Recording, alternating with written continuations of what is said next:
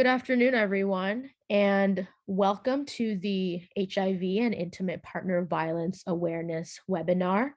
I am Ruchi, one of the interns for this semester. Seeds of Healing is an HIV awareness and advocacy organization whose mission is to deconstruct myths that perpetuate HIV stigma. We have taken an equity lens and worked to eliminate the health and well-being disparities that persist among Black women living with HIV.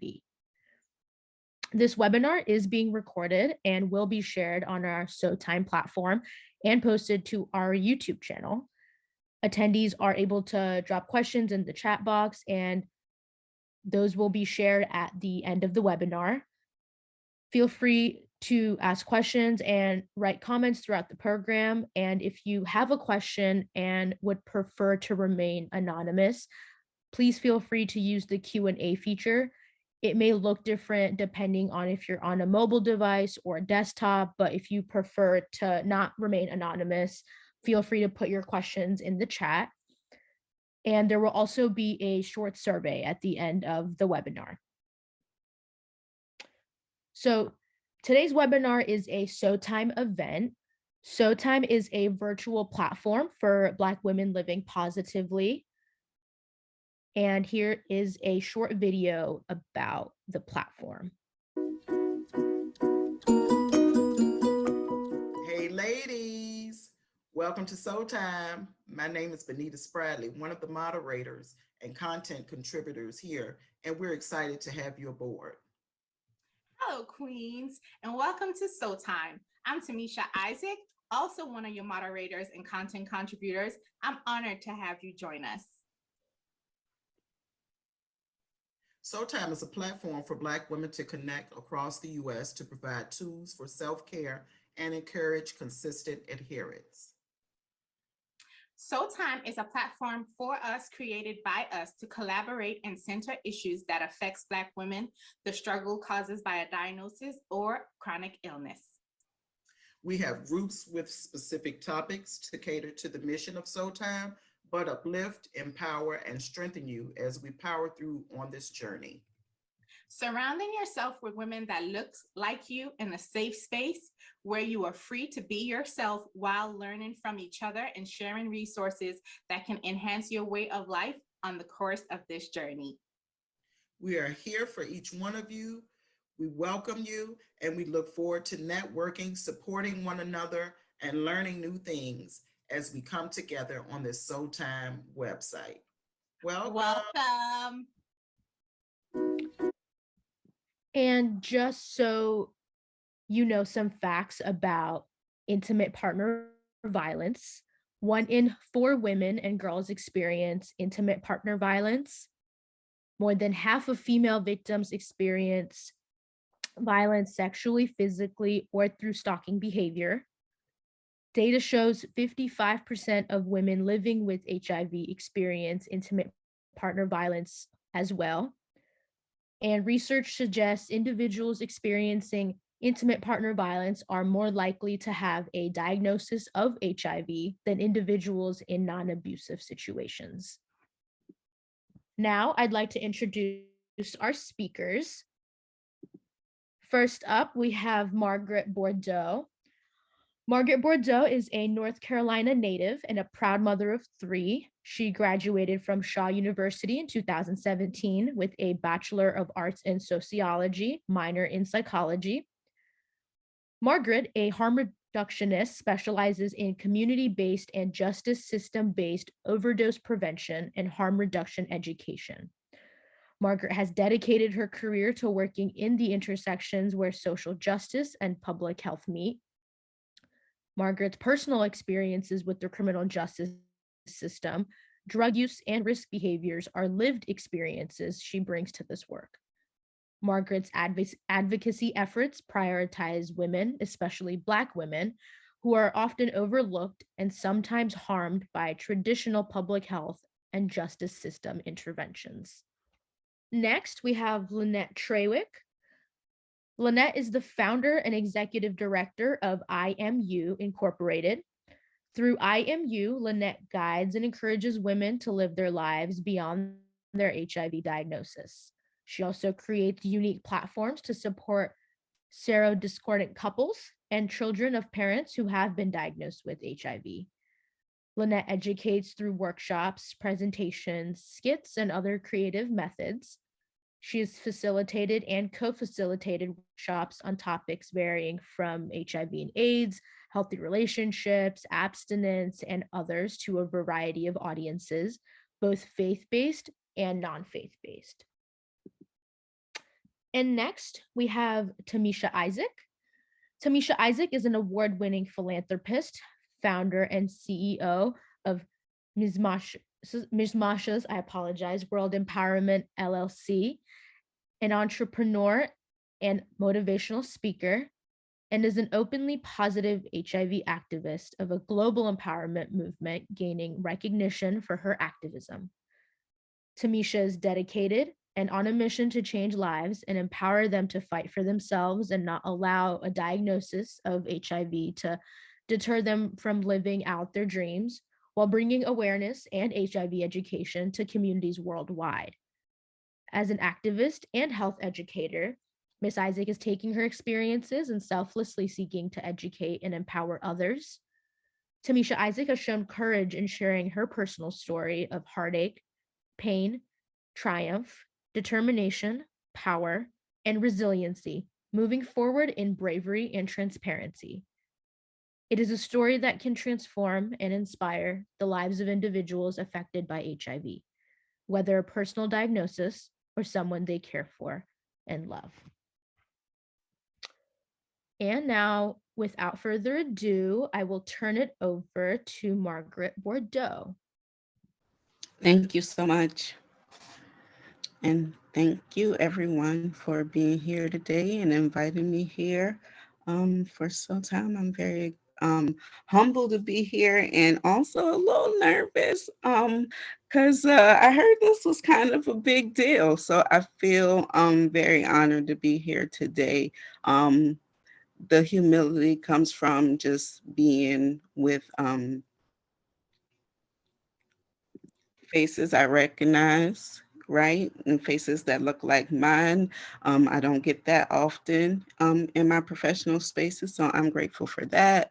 Also, just the boldness of just saying, like, we'll take up this time and we'll center ourselves. And so I think that is special. And so I want to shout that out. And just me sometimes, not all the times getting it until, you know, you got to get it. And so not always being as aware of myself as well. So this is always a great opportunity for me to think about how I'm showing up.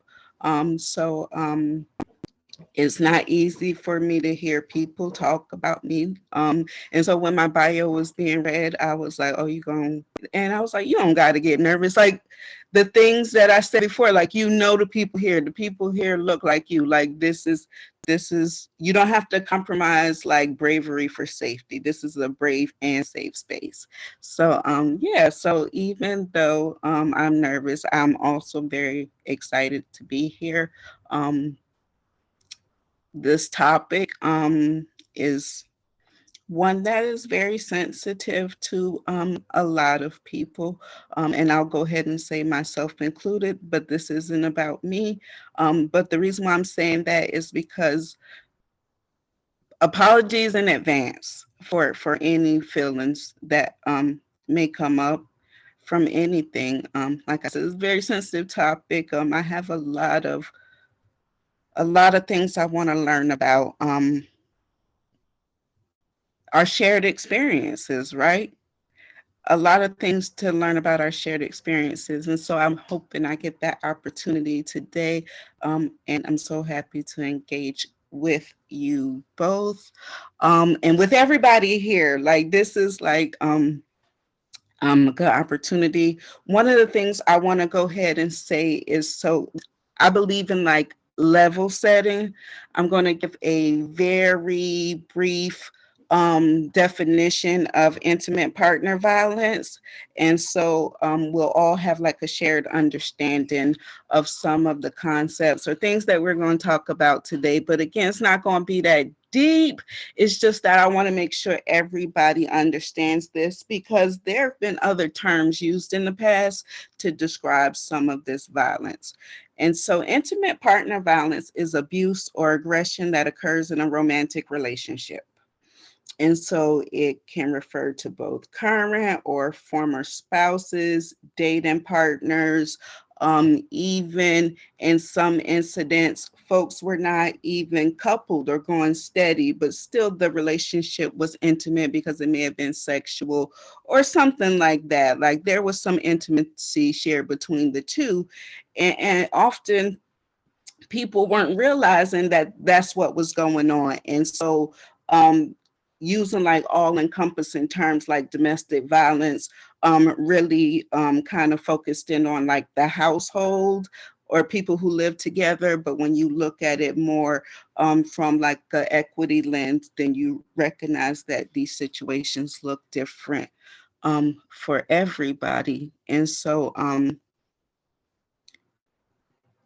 I want to pause right now just to ask you, am I moving too fast or is this flow okay? Thank you. So yeah, just going to give a little bit more context as to, you know, using terms like intimate partner violence, and then like in the past, as we thought about domestic violence, how that term was used, thinking about, you know, physical violence for sure, sexual violence, psychological violence, verbal abuse, and for so many, one of what I think is one of the biggest social drivers of health, and that's isolation. And that's the thing that will come up in like many different topics. And I know if folks are familiar with like SOH Time in this space, we think about it around HIV, right? We think about it around a lot of things. Like we really had to face it head on during COVID because that was one of like the recommendations of how illness and you know things are really treated, right? And so you have to think about isolation as one of those social drivers of health. And so really putting some emphasis on that in this conversation, just to show like some intersectionality. But again, the emphasis is just really in this conversation, looking at it as a form of harm, of violence. Isolation can be violent, can be harmful. And so that's for those relationships where like everything's cool, right? But you know, certain people I can't follow on social media. I had to block all these people. I gotta let him know when I'm going to my mama's house. He don't hit me. He don't talk mean to me like my ex. That's why I really like him. He don't keep money from me. There's none of that financial abuse.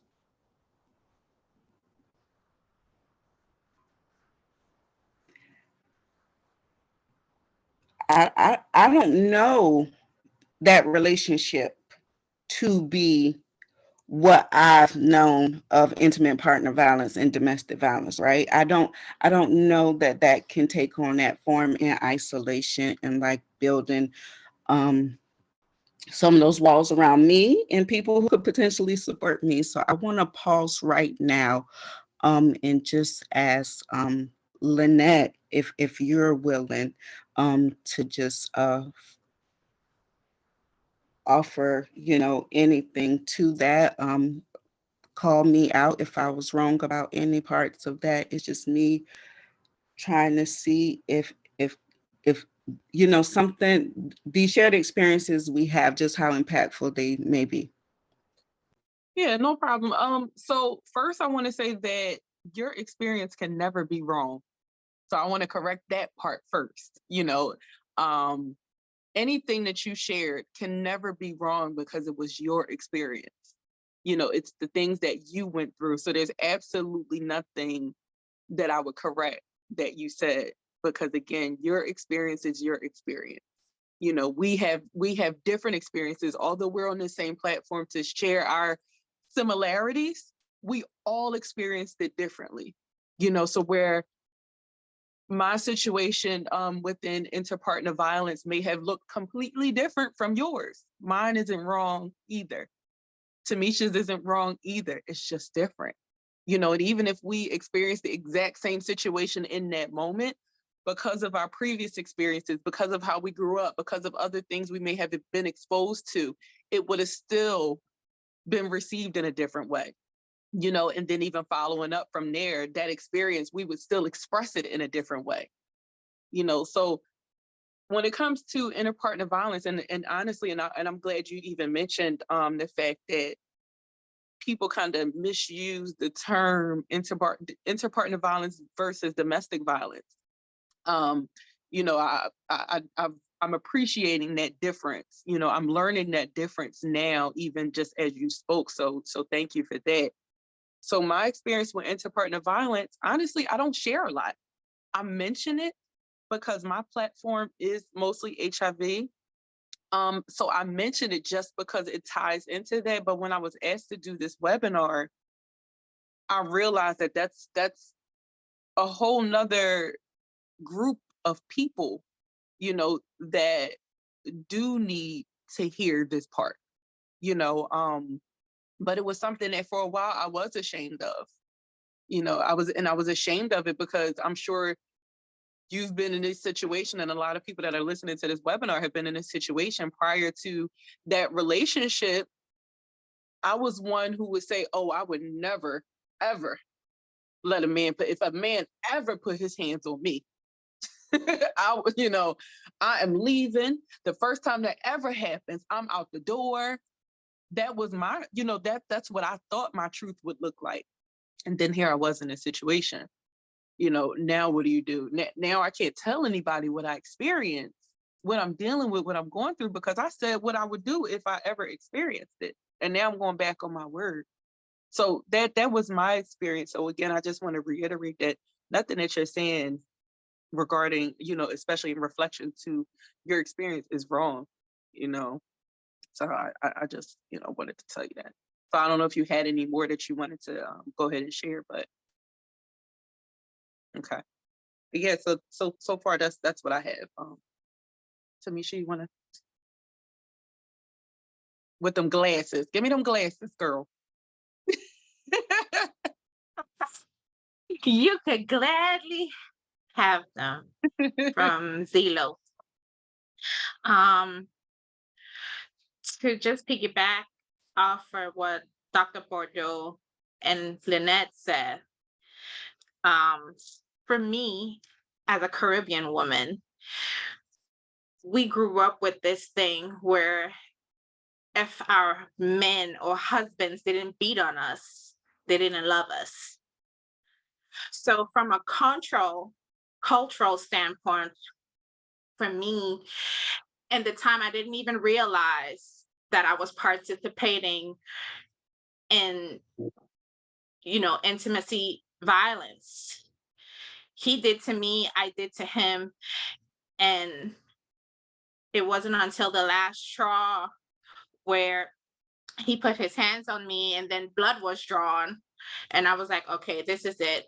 If I don't leave this relationship, one of us is going to end up dead. And that one of us might be just me. So I had to think about all of those things. Here I was, a 17-year-old with a 27-year-old going through all of this, and him knowing that he was positive. Because just like Lynette, though that's a part of me that I don't talk about, I more focus on my HIV, but he was positive. He knew he was positive. He was toxic. And he introduced me to a world that I shouldn't have been introduced to at 17 years old. but I don't know. I need a moment. Yeah, take your time with that. And you know, this is a new thing, you know, and I know Thamicha from other you know, speaking engagements and other arenas and everything. And this isn't something that we talk about often. So we do need to take the time to process, you know, as we go on. So, you know, again, I'm not going to apologize for any feelings. I'm not going to apologize for any emotions, you know, because this is real and people need to see this real side, you know. And just kind of looking back, I remember just kind of when it started. And it's not a thing where you get into this relationship and day one, they start hitting on you. Generally, that's not how it goes. You know, it's little things here and there. And just like you shared earlier, Margaret, I had to deal with the emotional abuse first, the verbal abuse. So my confidence was already low. You know, my self-esteem was already suffering. So he just kind of fed into that. You know, I was already dealing with, I had children, I had 2 children, 2 different fathers. I was a single mom. I was struggling. I was on welfare. You know, I was living in low income housing. So I was already dealing with all of this stuff that I didn't want to deal with anyway. And then he started using those things against me too. Well, nobody gonna want you anyway. You already got 2 kids by 2 different dads. Nobody gonna want you anyway. Your job don't need you making low, you know, minimum wage. Nobody gonna want you because of this, and nobody. So here, feeling that already, and then hearing it constantly, fed into that. You know, then it started coming to things where I might look in the mirror and I'm like, oh man, I need to go get my hair done. So what you trying to say? So to add on to that, he wasn't working. I was. So I had income. He did not. That messed with his manhood. That messed with his pride. So anytime I mentioned anything that had to do with money, even indirectly, like something like get my hair done, I wish I could go get my hair done, it was an argument and potentially a fight. You know, so I had to be careful with what I said with everything, you know, and that's tough to walk on eggshells in your own home. And I say my own home because it was my apartment. I moved him in. So again, how do I call my girlfriend and say, girl, this dude is beating on me? What you mean? No, he don't have no job. No, he not giving me no money. No, he not the father of my kids. No, he not doing none of this. But he beating on me. I couldn't fathom doing that. And then to add another layer, my mom was really the only person in my family that I had communication with, like just generally ever. But my mom was also in an abusive relationship at the time. I couldn't even talk to my mom because I felt like that would be more of a burden on her. So I just got to figure this thing out by myself while she figuring out her stuff. So where do you put all of this? What do you do with it? I remember having conversations with him after one of the worst situations. I had a black eye, and I clearly remember sitting and having a conversation with him as we tried to come up with a story, just in case people ask how I got this black eye. We're working together trying to formulate a story. Well, just tell people you got into a fight on the way home on the train. I am not a fighter. So now I'm just getting random fights on the subway. And no, you know, and I'm like, okay, so that's not gonna work. All right, let's try. We're really sitting here. This is how messed up my mind was at the time. You know, so you just do some of the I always tell people, be careful when you say I would never. Because unless you have been in that exact situation, you don't know what you would never do. You know what you never want to do, but you don't know what you would never do.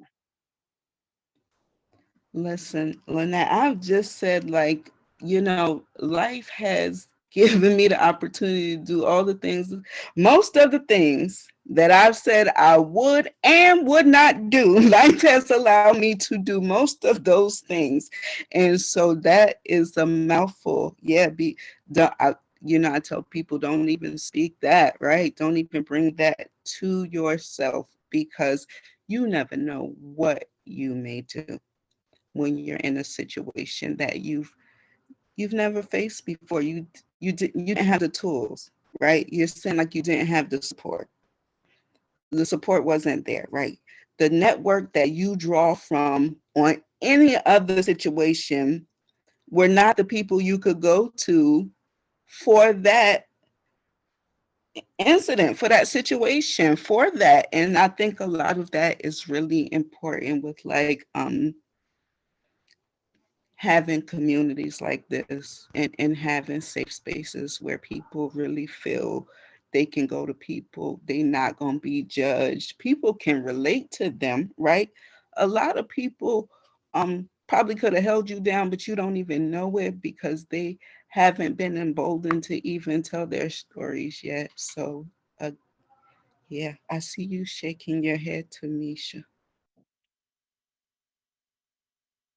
I just want to add to what Lynette just finished off saying and jumping into community, right?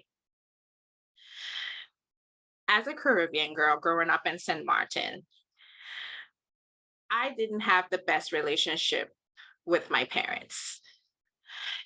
And looking back, I know that my mom wanted the best for me. I know that my stepdad wanted the best for me, but they didn't know how to communicate that in a language that I would understand or that I would listen. I was very rebellious. I was rebellious for a lot of things. I was angry for a lot of things. I was molested at 7. That's a whole nother topic that we don't even talk about. I don't talk about much because I'm still not comfortable with having that conversation because of how it makes other people, adult people, uncomfortable when I talk about it, who should have been there for me. So I was a very promiscuous young girl, though I wasn't a teen mom, but there was things that I participated in, hence me being with a man who was 10 years older than me. Just like Lynette, he would put his hands on me and he wouldn't allow me to go to work. And when people will call or come to the house, he wouldn't allow them to see me. He would tell them that I'm sick and he's taking care of me. Mind you, my face is bruised, bloody, lip bust, nose buzz, scratches on my eyes. And I wouldn't say anything. I would just stay in the background and let him take the lead. But I did know, though, that I needed to get out of the situation. And now we know it as safety planning. I didn't know back then that I was safety planning. When my uncle would come to visit and he would go to my mom and ask for me, and I wouldn't be there, and she would be like, oh, she lives with some man, but this is where she works, and you could go meet her there. And my uncle shows up at my job and he goes, what are you doing? What are you doing with your life? And at the moment, I had a plan. My plan was to go to England, continue college, and be with the rest of my team, my school mates, who already left and went to England. So we were in communication. They didn't know why I wanted to come. I knew why I wanted to come. I wanted to leave this relationship. And in order for me to leave this relationship, I had to leave my country. I had to leave the safe space that I knew, because it didn't matter where I went, he would find me. He would make me come back. The last time that I left him and he come looking for me, his words, and I would like, there was certain things that he said to me that I will never forget. He was like, if you don't come back with me, I'm sorry, I'm in true, that went out. If you don't come with me, I'm going to burn your mother's house down. Like, these are the things that he would say. Or he would say things like, nobody don't want you, nobody don't love you. Like, my self-esteem was already shattered. So he definitely played on that.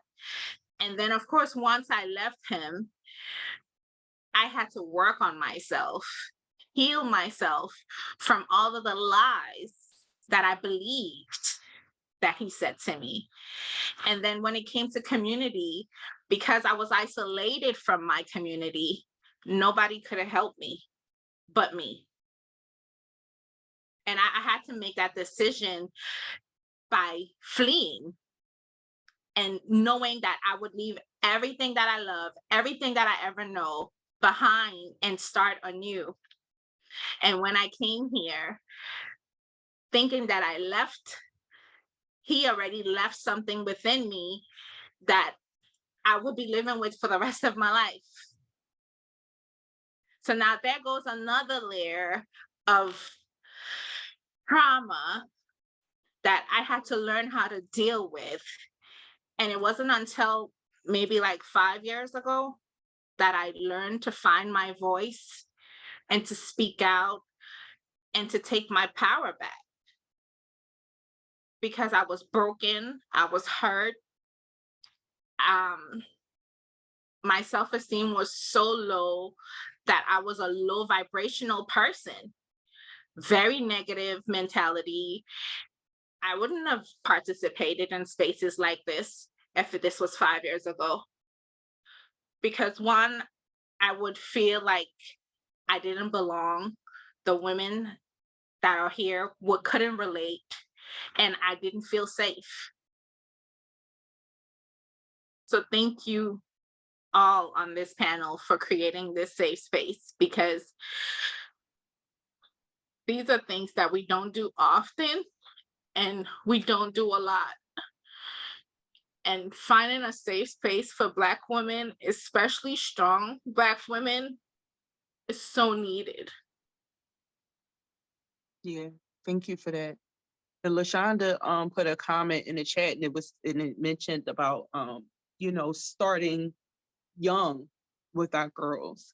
And it's so true. And we don't understand how much our girls need our vulnerability. And when I say our girls, I don't mean just our personal daughters, but our girls as in the community. Going back to what we were saying earlier,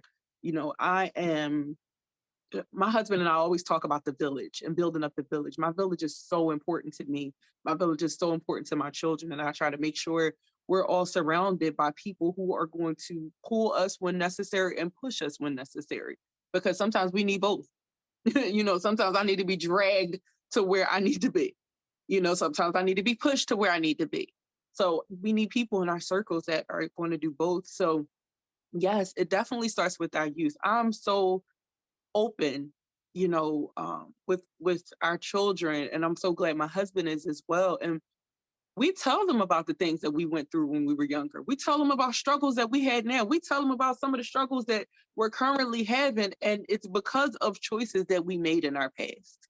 We talk about how the things that we've done in our childhood and in our teenage years impact how our lives are today. And I think that's so important, because I can't really recall any adults in my life when I was younger really telling me about their struggles or really teaching me about their struggles. I knew my mom was dealing with some stuff, but I didn't really know, because she never really talked about it. But outside of that, I didn't know what that really meant. So I was kind of left to just kind of figure it out on my own, So yes, I do think that vulnerability, that openness with our children, with our girls, with our boys, everybody, is so important.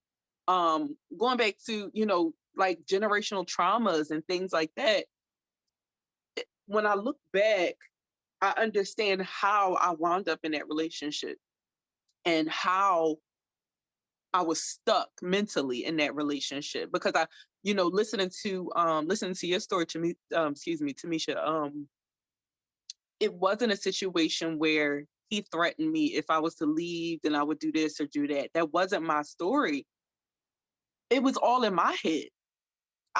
For me, I couldn't leave because he was the missing piece to this puzzle that I formed in my mind, because to me, the perfect household had a husband, a husband and a wife in addition to the children. So if I tell him to leave, that's that missing piece to this puzzle that I have in my head. And now my life isn't perfect, because for me, that's all it took to have a perfect life was a man, a woman, in addition to the kids. You know, so now if he leaves, I'm going to be a single mom, and that's wrong. You know, I'm not supposed to be a single mom, so he has to stay so I can have this very important image. You know, I got a boy and I got a girl, and the boy is supposed to be older. You know, it's just that, what do you call it? Rich people's family. That's what I heard the term. I had the rich people family from what people on the outside thought. You know, even though I'm living here in the hood and I'm, you know, those kind of things, that's fine. That's okay, because we're building together. And that's the image that I wanted to portray to everybody. I was working, I was going to school, I had this man, I had my children, you know, we all lived together, and nobody knew he wasn't working. That wasn't part. I'm not sharing that part. I'm not sharing that I'm paying all of the bills. I'm not sharing that he's leaving on the weekends and I'm supporting his drug habit. I'm not sharing that he disappears most weekends. I'm not sharing none of that kind of stuff, because the reality is we have a man, a woman, and children, and that's it. It was perfect in my head. You know, and then people say, well, this was my favorite. I don't understand why you just ain't leave. What? Again, going back to what I said, do you understand that means that now my family is broken? Now things are wrong. Again, no, he didn't he never threatened me. I can't even say if I left, because it was my place. I can't even say, but I can't put him out, you know, because it would just be wrong. I would go back to single motherhood, you know. So that's and that goes back to those generational traumas. I don't even like to say generational curses, but those generational traumas. That was my viewpoint. My viewpoint with my mom. My mom separated from my dad when I was about 5 or 6, somewhere around there. But after that, she may have been single for, I don't even remember, 6 months maybe, and it was relationship after relationship after relationship after relationship after relationship, until recently. You know, so in my eyes, a woman has to be with a man. You know, so I have to keep and that was a battle that I had forever. So even after this, I got out of this abusive relationship, I still dealt with I have to be in a relationship. So I'm going to be in this relationship, even though it's not a good relationship. And okay, now this one is over. Let me find somebody else, but let me keep talking to him. So just in case this one doesn't work out, I can call him and we can be back in a relationship. And it was a pattern. It was continuous. It was something I dealt with for a long time. You know, because in my eyes, what I viewed growing up was that my mom always had someone, you know. So it's just those generational things. So we have to learn to communicate. And I don't know what she saw when she was younger, because that's a conversation that we haven't yet had when it came to relationships. So yes, we have to be open. You know, we have to be vulnerable with our children. We have to share these experiences, of course, in a way that they understand. Like, we don't have to sit down and pour it all out at one time. But, you know, there are certain times where we need to have these conversations with our children, because you can't just always say, don't do that because I'm the mom and I said so. That's not going to work. I'm a person, I was a kid and I'm an adult that I need to know why. I need you to break some stuff that I need it to make sense in order for me to make it work. That's why this Common Core math don't work for me. Like, it don't make sense. So I'm not going to do it that way. I'm going to do it the way I learned.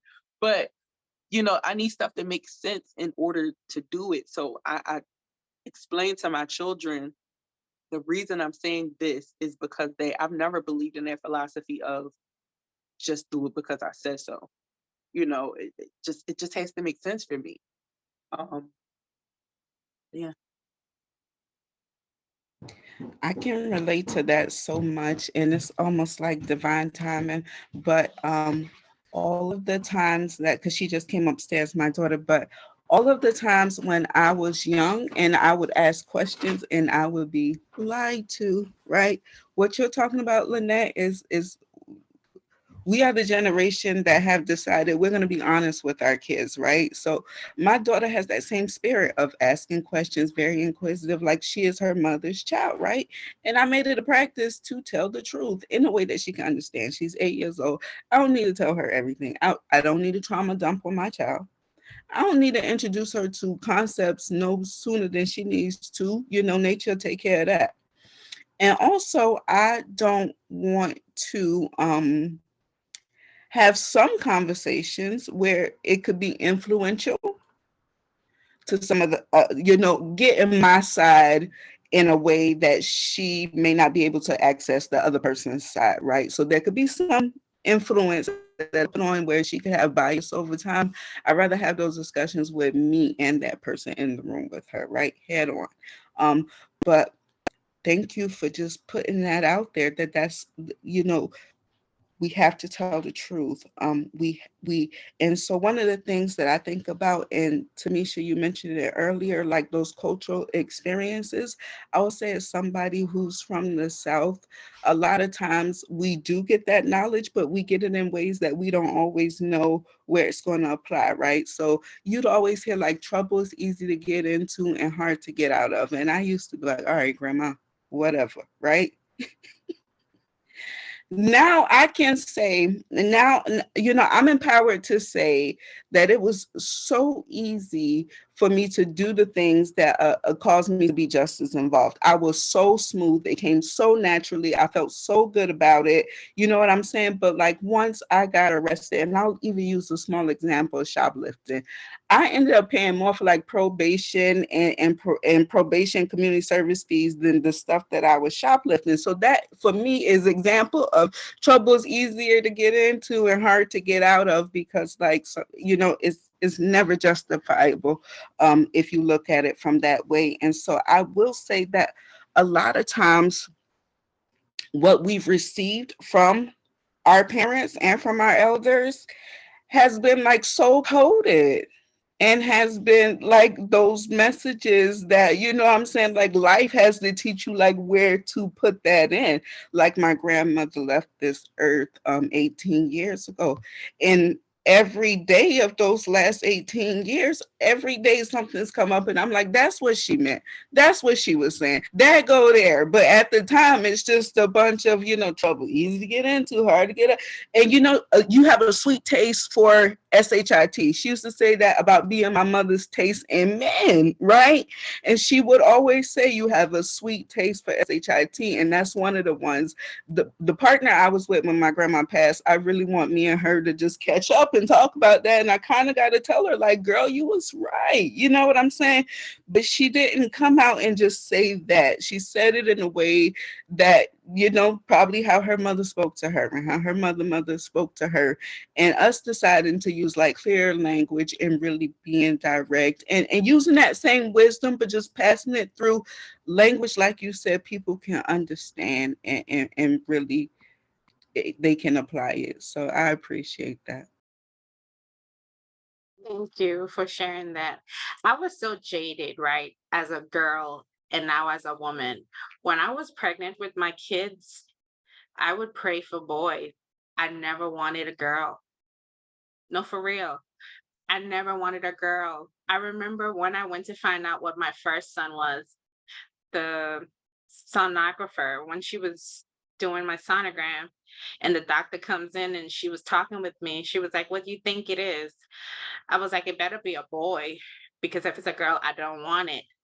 And I was serious. I did not want it. And my best friend was with me and she was laughing and she was like, "Mish, you don't mean that." I was like, "You don't know me. I do mean it. I don't want a girl. I did not want a girl." And then now here I am in my healed self, almost 40 years. I'm telling my age.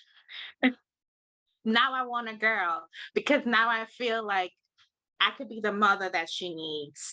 I could be that mother daughter, that relationship that I didn't have.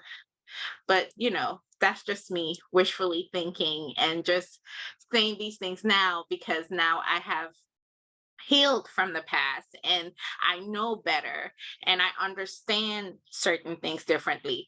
Like with my kids, I am very honest with them. I'm very open with them, just like you and Lynette. I didn't believe in sugarcoating things or lying to them or telling them something for something else. It didn't make no sense because it left me confused, and I didn't want to create a generation of confused children.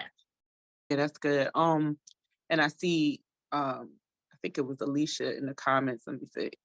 But my mom used to say I was a bum magnet and it hurt, but she had men who beat on her all the time. And that's even another thing. Like, how many times did we put in our head while we were in that situation that it's our fault? You know, and like the blame, that blame is placed in the wrong in the wrong spot. You know, where I could say I know how I found myself in that relationship. That abuse wasn't my fault. I don't care what I did and what happened in my past and who. The abuse wasn't my fault. You know, like I said, yes, I see how I stayed, but the abuse wasn't my fault. So yeah, that's crazy. Like, you know, just even thinking about that comment, it's like, wow, why do I always attract these? It's not always your fault. Like, yes, there may be some things that we have to evaluate as people. Sometimes if the same thing keeps happening over and over again, but that specific blame, you know, we just really have to be careful, because if we start blaming ourselves and coming up with reasons and all of that kind of stuff, then if we got all of these reasons why we're in this situation, like why would we try so hard to get out of it? Because you know what I mean? Like, it's kind of a psychological thing. So, yeah, that whole blame thing is tough. Like, I know I was in that situation, but no, I didn't deserve it. So that was one thing. And I remember while I was in that, I remember calling my cousin, and I told him one time that I was, you know, being abused. And then I called him again and told him that I was being abused. And he was like, okay, listen, you can't keep calling me and expecting me to come and do something, and then you take them right back. Because what's that making me look like at this point? So it's like, you know what, you're kind of right. Then I really felt stuck. But now looking back, I understood, because it's like, you can't keep putting me in this situation and you just keep going back to the person. So, you know, just make sure you have the right people around you. That isolation, because that is one of the tactics. You know, if you find yourself in a relationship and you find that partner trying to keep you away from everyone, and there is no physical abuse, that's still a form of abuse. You know, isolating you from everyone. Then like you mentioned earlier, Margaret, you had the emotional abuse. You know, we've all talked about how they talk down to us and things like that. You know, you have financial abuse, you know, and I mentioned that earlier too, talking about how I don't even know how I found myself in a position where I allowed this man to stay. No, I do know how. Little history, little background. He was a friend of mine from some years prior. He called me out the blue one day, and we ran into each other one day, and we exchanged phone numbers. He called me on the phone and he said, hey, yeah, you know, because I'm about to move out of the state because I got this job offer and in whatever state, and, you know, a job offer to be a principal. I was like, oh man, wow, you about to leave me? You about to leave me and go to a whole nother state? Yeah, you know what I mean? Unless I can come stay with you. He said it kind of joking, but kind of not. I was like, oh, okay, well, yeah, you can come and stay, man. I'm sure you can probably get another job right here in the same state doing the same job. Come on, stay with me. So in my head, it was my fault that he didn't leave and go get this good job. But I still don't know to this day that he really had a job. I think he might have just been saying that just to make me say, come and stay with me. But, you know, that's how I found myself in that situation. So it was like, part of me felt obligated to take care of him because I was the one to tell him to stay in the first place. So then here comes this financial abuse. Oh, well, I need this. Well, I wouldn't have needed that if you would have let me, you know, go get this job. I had a son that was our son. He had a son that was the same age as my son at the time. And it was like, well, my son needs sneakers. I can't even get him no sneakers because I'm not working. Like, all right, well, now it was every time I bought my son's stuff, I'm buying his son's stuff. And he would take the stuff and he would go to the mom and say, hey, look what I bought. It's like, like, really? You know, oh, I'm so stressed out. He had Bell's palsy, and he said, I can't stress out too much because, you know, if I stress out too much, I could have a stroke and this and that and the other. In order for me to relax, I need to smoke weed. So, you know, I don't have any money to buy it. So can you? Sure, here you go. Because I don't want you to get stressed out, because I don't want you to have a stroke. So it was like this cycle, and it was just constant, you know. So that's the financial abuse, you know. Then it was spiritual abuse. I converted to another religion, and then it was, okay, well, for me, I'm a person, when I do something, I'm going to do it all the way. So now I'm studying this religion. Okay, I know when we supposed to do what. I know what we supposed to go do. I know the whole process, right? But I'm noticing in this relationship, we're not doing things according to the book that you just told me I'm supposed to be following. So now I'm bringing that up, and that was a fight, because now you think you're better than me because you sitting here reading these books and all this kind of stuff. So you're better than me, and it was just like constant. So abuse comes in so many forms, you know, and it doesn't even have to be extreme. It could be small things. It can stay a small thing constantly, but if it's putting you in a position where you feel inferior, where you feel like, if I do something, if I say something to oppose anything, I might have some kind of consequences, it may possibly be abuse, you know. So yes, it does come in all forms. Abuse doesn't mean, you know, that you're getting hit on and all of that kind of stuff all the time. It just, if they're trying to keep you away from church all the time, if they're trying to, whatever the case is, you know. I've been in relationships in the past. I've been living with HIV now going on 14 years. I was in relationships where I wasn't allowed to go and talk about my status. That's a form of abuse, because I can't even say the things that I want to say because you don't want to look a certain way. That's a form of abuse too. You know, so if you're not even allowed to tell and share your truth, I'm not saying I got HIV because of you, and you don't have nothing to do with that, but I'm not even allowed to say it, even though that's what's on my heart and that's what God told me to do. It's a form of abuse.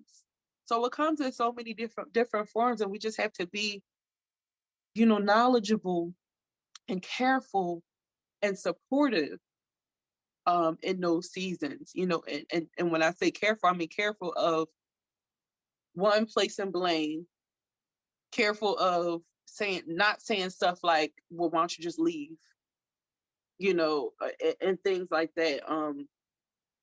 My best friend, we talk about that relationship often, and it's so funny because I'm like, how in the world? I remember going to her and telling her, how'd you just stop talking to me while I was in there? Why would you just stop talking to me? She was like, girl, you stop answering my phone call. I was like, uh you know, so many things I did in that relationship that I don't even remember. She said, do you remember talking to me about the religion you converted to? And I asked you for books. She started reading books about the religion to try to support me. You know, I ain't remember that. We were just talking about that a couple months ago. She was like, you know, I still got them books from however many years ago that was.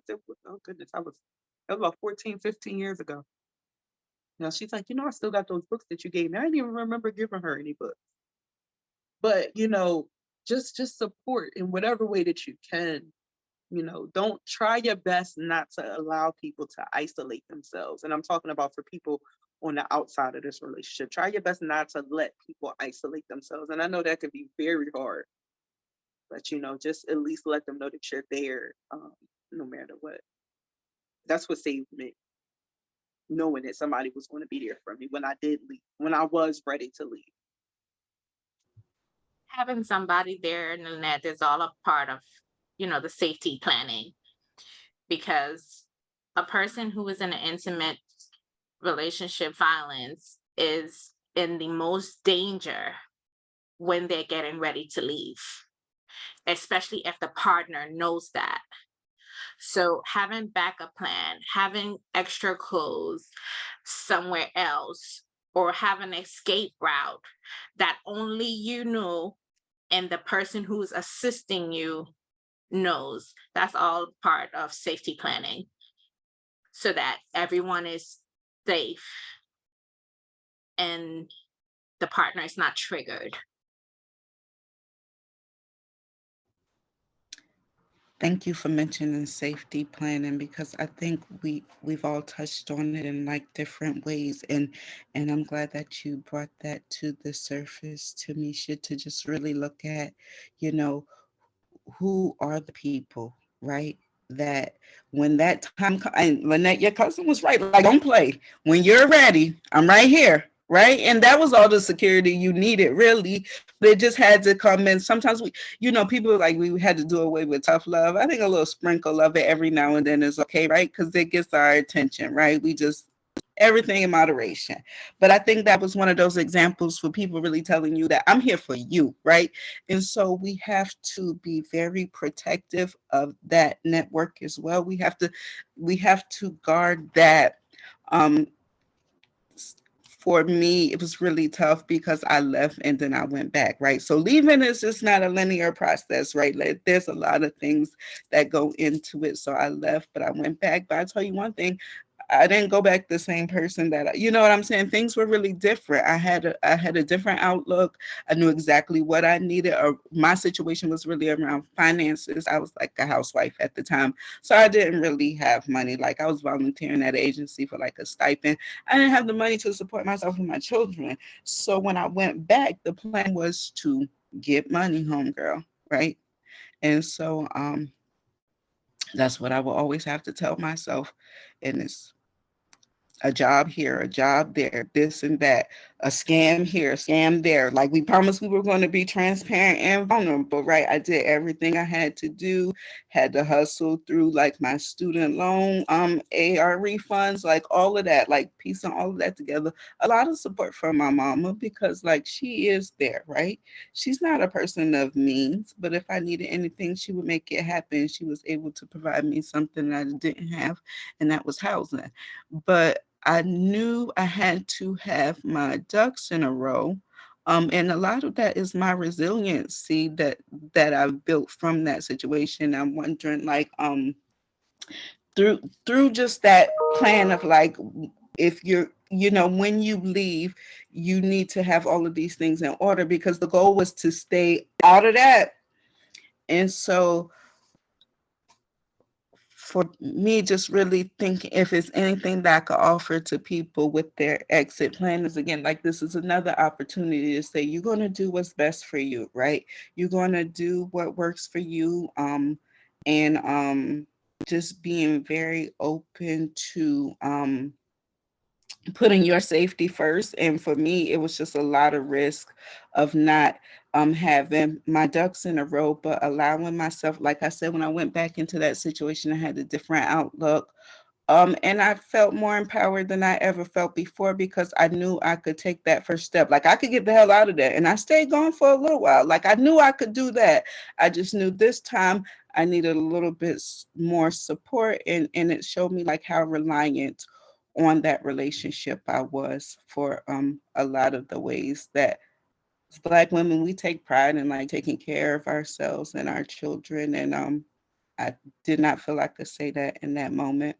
And so that's something that I said, like, this is your chance to prove it to yourself, who you are. That's another thing that I heard when you were speaking, Lynette, and also you, Thamicha. Sometimes we might forget who we are, right? We might lose ourselves to become this person that is just a little bit more compatible to this person, right? Like, it keeps some of the chaos down if I conform a little bit to what this relationship is asking of me. And no, it's not perfect, because sometimes you can overachieve there. Just like Lynette was sharing, like, she had more education around that, those spiritual practices than the partner, right? And so they become resentful to that. Things can happen. But the point I was trying to make is just simply, we can lose ourselves. And a lot of that healing process and a lot of my resiliency and still what I work on today is just like really getting back to myself, because who is that person in me that said this will never happen to me, right? It was something in me that pushed me to say it, right? But life had to show me the lesson. So now that I'm coming out of the other side, how do I get back to that? How do I take that lived experience and get back to that person who that was that inner voice saying, that's, you got to take care of yourself. You can't do that. These things don't need to happen to you. And so returning back to that is a lot of what my resiliency journey has looked like. I'm always on the fence about the word resiliency because it puts a lot of onus on the person that got their butt whipped, right? But and I'm saying butt whipped proverbially, like it puts a lot of onus on the person who has been directly impacted by the thing, right? Resiliency, as we're talking about justice involved individuals, is like their recidivism, like they never return to prison, and like we put that whole responsibility on that person after we talk for hours about how it's an entire system that is shaped to that design that everybody doesn't get that same outcome, right? Everybody's not going to have that never return to prison. There are going to be a lot of people who cycle through that. So I just have to be very careful with like how I'm looking at the word resiliency, because I don't want to take on I don't want to embody my trauma too much. I don't want to embody like the things that happened to me. I recognize myself to be a person who existed before, during, and after all of that. And so I'm very careful with the word resiliency, because we was fine anyways, right? We was just fine. It was just fine. You were on the way to England with all of your school. You know what I'm saying? Like we all had plans. Like we were just fine. We were those strong that we were born to be. And so getting back to us. Yeah.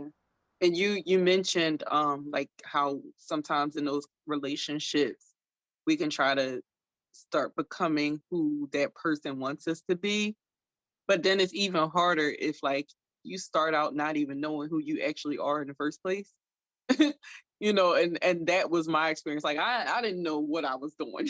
So I was just kind of floating through life anyway, going to work, going to school. I was living in a housing program for single parents, and one of the requirement was that you had to work and go to school. So I just was doing stuff because that's what the rules told me to do. You go to school, and I'm like, I don't even know what I want to go to school for. Okay, well, we just going to do liberal arts. Like I just went to school because they told me to. So it's bad when you don't even know who you are. So I didn't even have that as an anchor within that. So I was very easily molded in that relationship because it's like, oh, okay, I want you to be this religion. Okay, cool. Okay, and I want you to be this kind of mom. All right, great. All right, and I want you to be, because I didn't have a foundation of anything really at that time. I was still young. I was 20. I think I was 25 at the time. I was already separated from my first husband. I got married at 18. I was in the military. It's a military thing. People in the military get married all the time. No big thing. You just be playing. They give you a house. They told us they was gonna give us a house if we got married. So we said, okay, let's go get married. And so I was already separated from my first husband. I had already tried to go to college before I even tried to go in the military. I had already tried hanging out at clubs, and I was trying to figure out who I was in the first place. And here comes this guy telling me who I actually am. So I was like, oh, okay, well maybe I am, whatever. So it was hard. It was really hard. And I was so glad that like I said, in my situation, it wasn't as simple as for me to just leave, because it was so in my situation, I was glad that how this relationship ended. He trashed my apartment. He was throwing stuff all over the place, and a neighbor wound up calling the police. And the police came. I remember begging him to leave. and he wouldn't leave. He just continued doing what he was doing.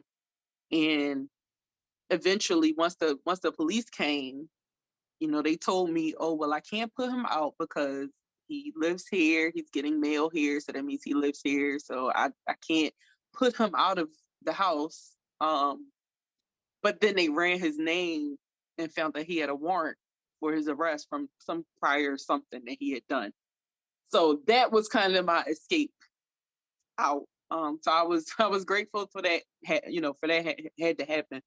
And just kind of going back to what I said before, it wasn't, I don't know what he wanted. I guess he just wanted a place to stay, and he manipulated me into that, because it wasn't even just a relationship that, he wasn't really looking at the relationship like that. He didn't threaten me to stay in the relationship, like none of that kind of stuff. So I was just grateful that he got arrested. I mean, there were a little bit of incidents after that, but that was kind of the end of the relationship at that point. So grateful for the crazy stuff. that ended it. They said God works in mysterious ways, man. That's that. But look at me going back to but that's when that comes up, you can say this is an example of that, right? You just don't end it there with the kids. You give them a little bit more context. But yeah.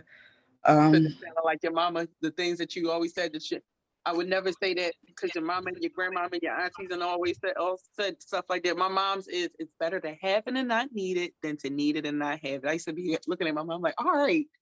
Now I'm looking at my kids like, no, take it because you may need it. It's better to have it. Yeah. I was going to say, but was she right though? She was yes, right. Yes. So, this has been really good. And I want to make space for the Q&A and just see what folks in the audience have to say. But one of the things that I heard both of you say, and again, it's what I tried to piece together earlier, but I couldn't find the words. You both said that you haven't really talked about this, this way before. Thank you for being brave. Thank you for allowing me to share this space with you, and know that I am so glad that you are able to be here today. Just again, I've heard the words healed. I've heard the words like joy. I've heard all the good stuff.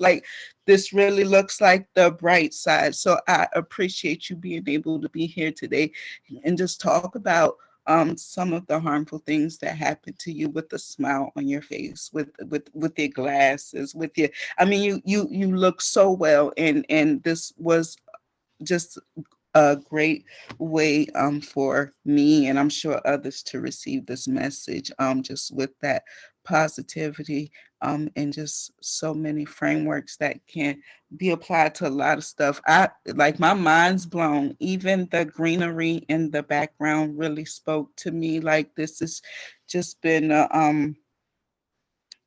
thank you. I got to come to more soul times now. I'm I can't, this was really good.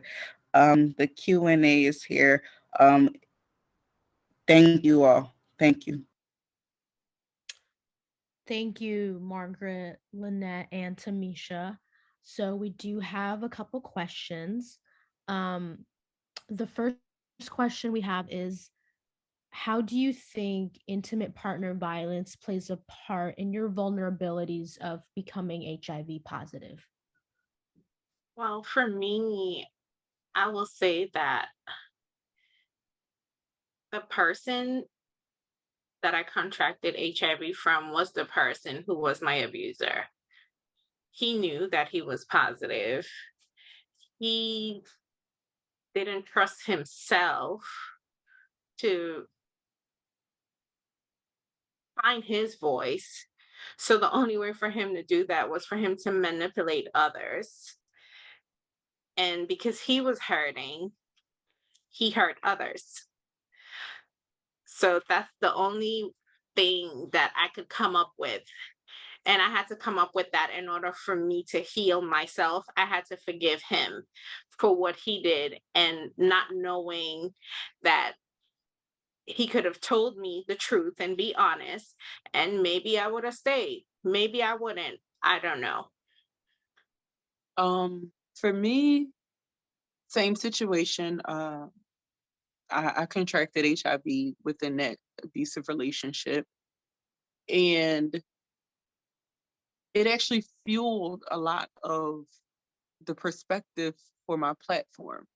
I honestly don't believe he knew he was living with HIV. But that's why I'm so big on telling people to get tested and to get tested with their partners. I did reach out to him sometime later because I found out, he was in a relationship, expecting a child, things like that. So I reached out to him to find out if he did get tested. He still he still denied at that time that he was living with HIV. So I don't know, you know, what the situation is now, but like I said, it definitely fueled a portion of my platform where I highly encourage everyone, especially women, to take your partner with you. You two go together to get tested. Because it's a big difference between saying, "Oh yeah, I went to get tested. Look, here's the paper saying that I'm negative," and going. Because I can probably go online right now and type up some kind of paperwork saying that my test came back negative. However, if I go with my partner, it's going to be a different kind of look on my partner's face if they come out of that room and the results are positive.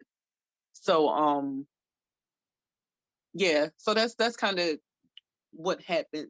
How those two kind of went hand in hand for me. Yeah, Before there we you go. move Make it a forward, date. sorry, I'm sorry.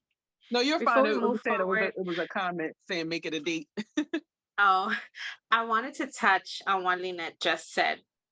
As a person who works in healthcare and who works in wellness and do testing, I had a situation where a couple came in. The person, the husband, well, the fiance, he knew that he was positive for years. Years. He didn't just find out.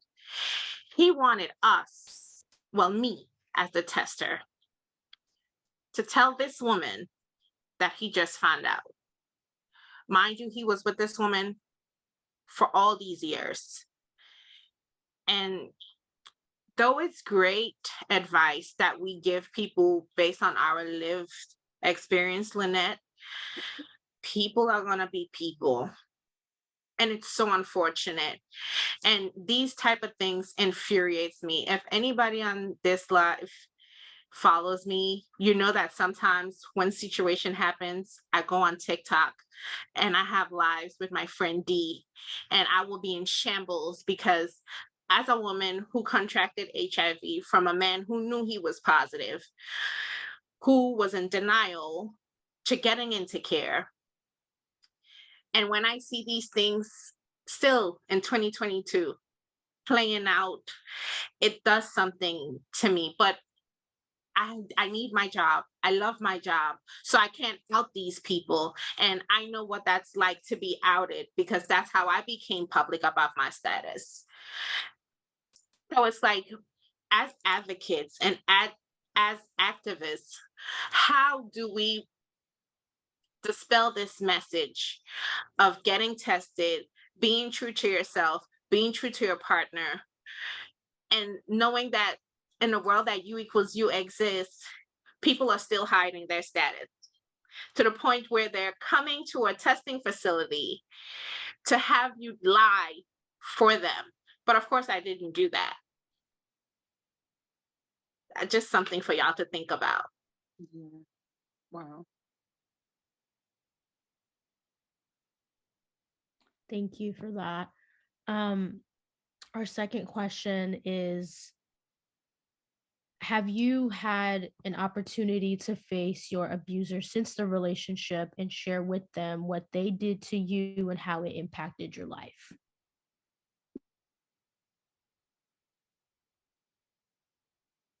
For me, only that one incident, and I left it alone after that. People often ask me if I'm angry. Do you hate him? Are you angry? Yeah, not really a reason to. First of all, I don't hate anyone, but um, no, everything is an experience, you know, and I get to choose every day uh, how to respond to those experiences, and I'm grateful every day to be able to have that choice whether or not I respond, how whether how I respond to certain things. So no, I'm not angry. I have no hate in my heart for him.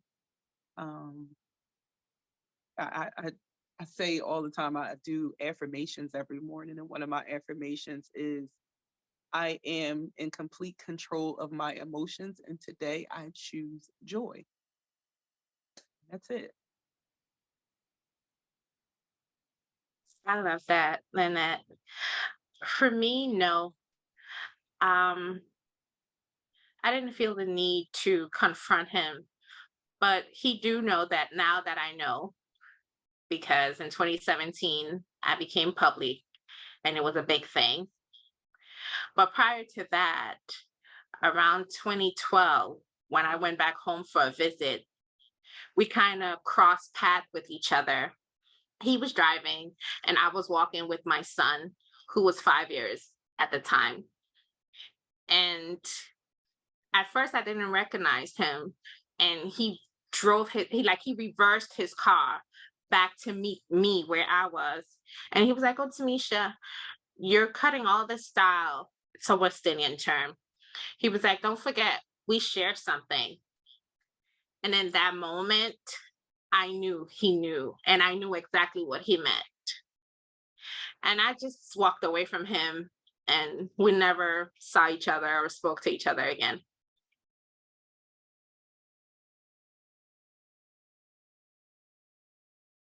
And I have been around the person that, and so I'm gonna be very careful with some of the things I say here, but the person that I experienced intimate partner violence with, because there were points where I also physically struck him as well. So again, accountability, telling both sides of the story. I'm gonna always.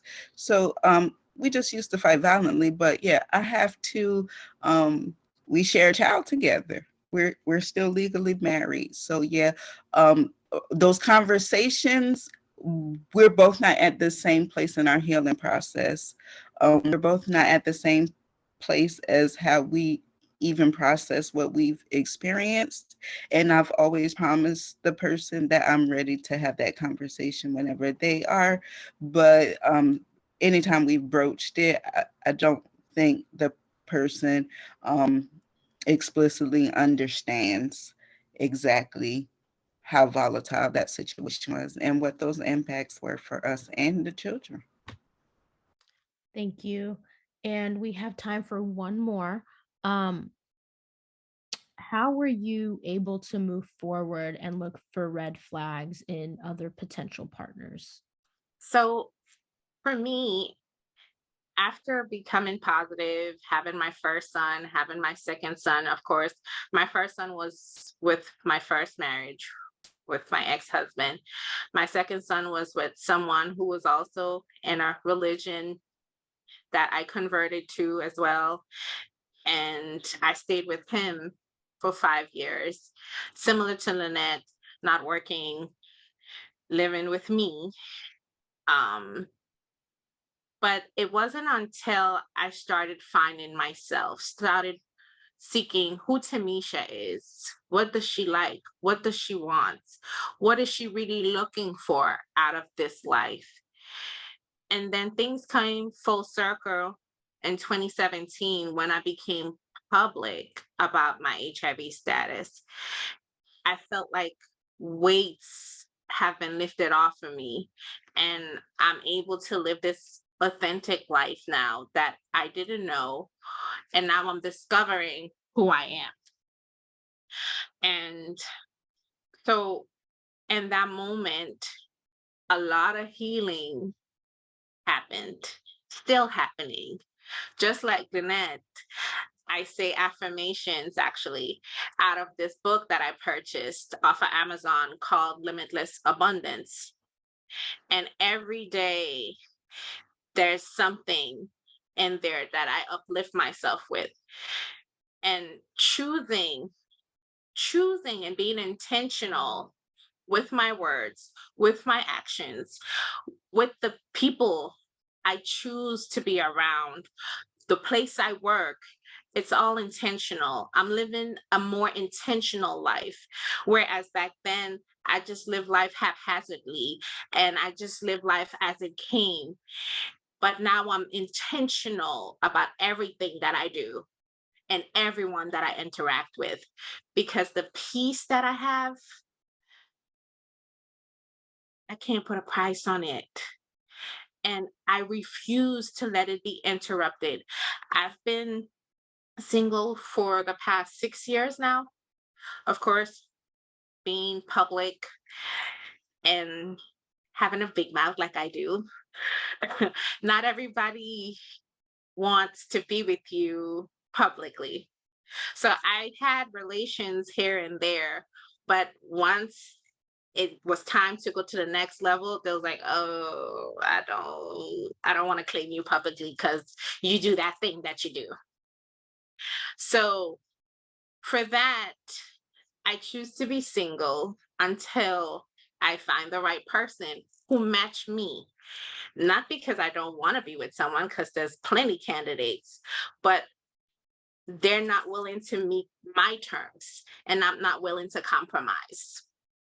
So for me, you were talking about red flags. No, that did not help me learn how to decipher red flags. I think I went on to just collect red flags and try to wash them until they turned white, but it didn't work. I just would iron them and make them look pretty and give them right back and just continue on with the relationship. So no, I was not good at reading red flags for a long time after that. And just a quick version of the backstory, even with my husband, we were friends for 5 years before our relationship began. So we dealt with a whole lot of red flags in other relationships first, and then like went to each other and complained about all of those red flags. And then God did what he did. And here we are. You can read it all in my book. But, well, yeah, From Diagnosis to Destiny is the name of my book. It's actually on Amazon. So, but yeah, so like Thamicha said, now I am in control of my life. Back then, life just kind of happened, but now I make it happen. So nothing happens without my permission at this point. So, things are going to happen, but just going back to what I said before, I choose what to do with that. Experiences are going to happen. Things are going to happen that's out of my control, but I can move forward and do what I need to do with all of those experiences and things. So, yep.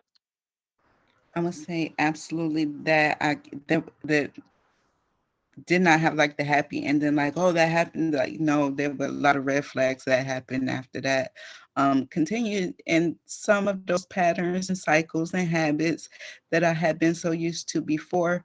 One of the things that did happen for me is I was able to identify like a danger zone, right?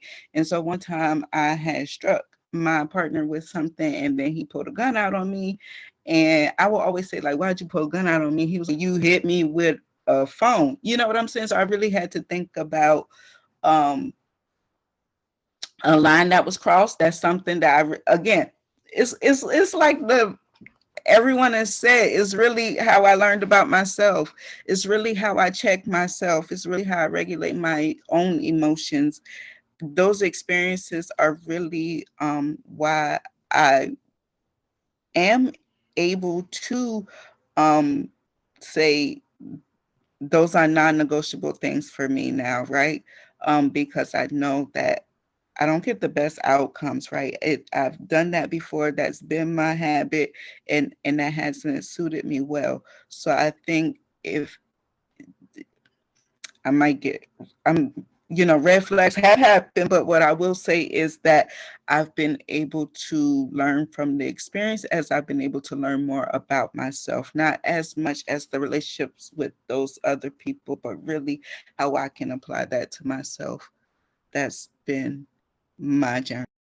Well, thank you, Margaret, Lynette, and Thamicha, for your vulnerability, healing, time, dedication, and inspiration. Thank you everyone for attending the HIV and intimate partner violence webinar this afternoon. Please take a moment to fill out our satisfaction survey, the link for which has been dropped in the chat. And we encourage everyone to sign up for SOH Time and follow us on Facebook and Instagram for updates on upcoming webinars and join our mailing list for future updates. The resources on this slide and this slide also have been dropped into the chat. And we thank you again for joining us and have a nice afternoon.